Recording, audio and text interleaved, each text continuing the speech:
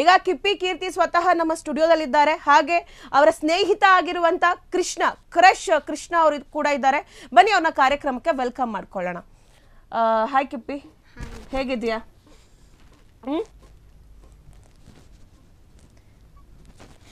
ಅಳ್ಬೇಡ, ಧೈರ್ಯವಾಗಿರ್ಬೇಕು ನೀನು. ಕಿಪ್ಪಿ ಕೀರ್ತಿ ಅಂದ್ರೇನೆ ಬೋಲ್ಡ್. ನೀನ ಬೋಲ್ಡ್ ಆದಂತ ಮಾತು, ಆ ಡೇರಿಂಗ್ನೆಸ್ ನೀನ್ ಅದನ್ನ ಹಂಗೆ ಮೇಂಟೈನ್ ಮಾಡ್ಬೇಕು.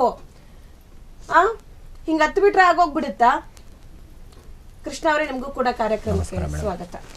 ಎಸ್, ಈಗ ಸೋಷಿಯಲ್ ಮೀಡಿಯಾದಲ್ಲಿ ಎಲ್ಲಾ ಕಡೆ ನಾವು ಅಬ್ಸರ್ವ್ ಮಾಡ್ತಾ ಇದೀವಿ. ದಿನ ಬೆಳಗಾದ್ರೆ ಒಂದಲ್ಲ ಒಂದು ವಿಷಯಕ್ಕೆ ಎಲ್ಲರೂ ವೈರಲ್ ಆಗ್ತಿರ್ತಾರೆ. ಬಟ್ ಅದೆಲ್ಲ ಮ್ಯಾಟ್ರು. ವೈರಲ್ ಆದ್ಮೇಲೆ ಜನರನ್ನ ಗಳಿಸ್ಕೊಂಡ ಮೇಲೆ ಅದನ್ನ ಉಳಿಸ್ಕೊಳ್ಳೋದು ಪ್ರಶ್ನೆ. ಇವಾಗ ಜನ ಅಷ್ಟೊಂದ್ ಜನ ಫಾಲೋವರ್ಸ್ ಆಗಿದ್ದಾರೆ. ಕಿಪ್ಪಿ ಅವ್ರಿಗೆ ಇನ್ನು 200 ಫಾಲೋವರ್ಸ್ ಇದ್ದಾರೆ.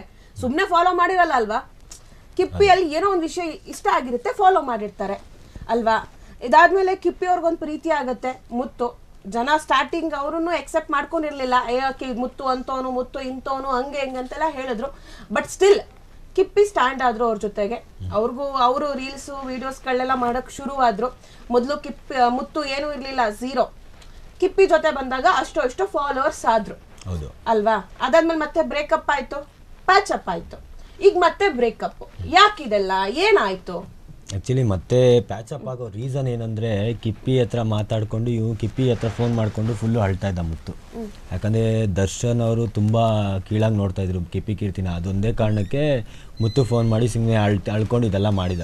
ಬಟ್ ಅವ್ರ ಇಂಟೆನ್ಷನ್ ಏನಿತ್ತು ಅಂದರೆ, ಕಿಪ್ಪಿ ಕೀರ್ತಿಯಿಂದ ಲೈಕ್ಸು, ಫಾಲೋವರ್ಸು, ಪ್ರಮೋಷನು, ದುಡ್ಡು ಎಲ್ಲ ಕಿತ್ಕೊಳ್ಳೋಣ ಅನ್ನೋ ಇಂಟೆನ್ಷನ್ ಅವ್ನಿಗಿತ್ತು.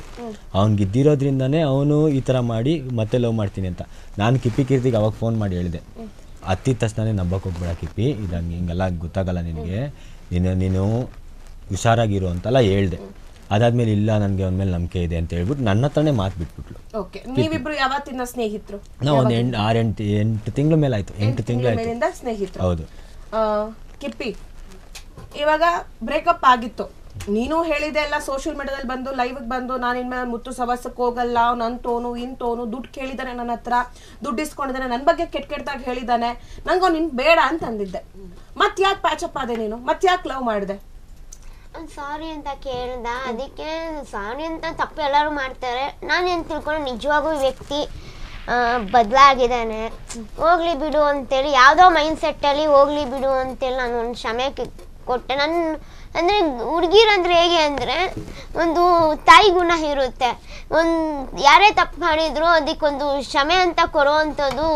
ಇವಾಗ ನಾನು ತಪ್ಪು ಮಾಡ್ತೀನಿ, ನಮ್ಮಮ್ಮ ಯಾವಾಗಲೂ ಸಾರಿ ಒಂದು ಕ್ಷಮೆ ಕೊಡ್ತಾರೆ, ಅದನ್ನ ಹೊಟ್ಟೆಗೆ ಹಾಕ್ಕೊಂತಾರೆ. ಹಂಗೆ ನಾನು ಹೊಟ್ಟೆಗೆ ಹಾಕೊಂಡಿರೋದು. ಬಟ್ ಅವನೇನು ಹೇಳ್ದ, ನಾನು ಇಂಥವ್ರ ಜೊತೆ ಸೇರಲ್ಲ ಅದು ಇದು ಅಂತೇಳಿ ನಾನು ಮಾತು ಕೊಟ್ಟಿದ್ದ.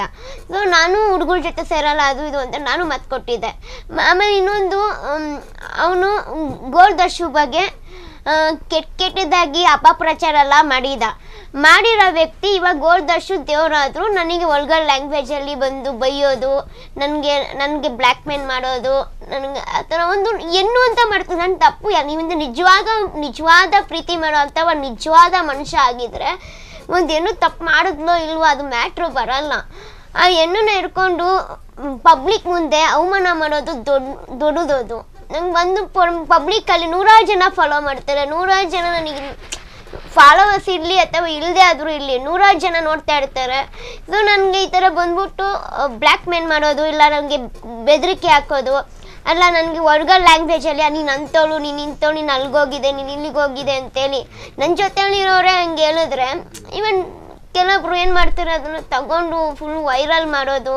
ನನ್ನ ಮಾನಮರಿ ಏನಾಗಲ್ಲ, ಒಂದು ಹೆಣ್ಣು ಇದು ಒಂದು ಹುಡುಗಿ ನಾನು. ಅವ್ರ ಅಕ್ಕ ತಂಗಿಗೂ ಯಾರೋ ತಗೊಂಡೋಗಿ ರೋಡಲ್ಲಿ ಎಲ್ಲೋದ್ರು ಬಂದಾಗ ಬೈದ್ರೆ ಹೇಗಿರುತ್ತೆ ಅಂತ ಅವ್ರಿಗೆ ಅರ್ಥ ಆಗ್ತಿಲ್ಲ.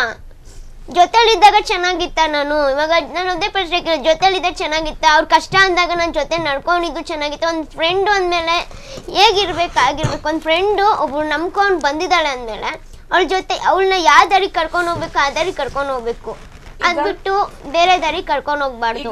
ಕ್ಷಣ ಕ್ಷಣದ ಸುದ್ದಿಗಳಿಗಾಗಿ ಫ್ರೀಡಂ ಟಿವಿ ಸಬ್ಸ್ಕ್ರೈಬ್ ಮಾಡಿ, ಲೈಕ್ ಮಾಡಿ ಹಾಗೂ ಫಾಲೋ ಮಾಡಿ. ಹೊಸ ಸುದ್ದಿಗಳ ನೋಟಿಫಿಕೇಶನ್ಗಾಗಿ ಬೆಲ್ ಐಕಾನ್ ಮೇಲೆ ಕ್ಲಿಕ್ ಮಾಡಿ.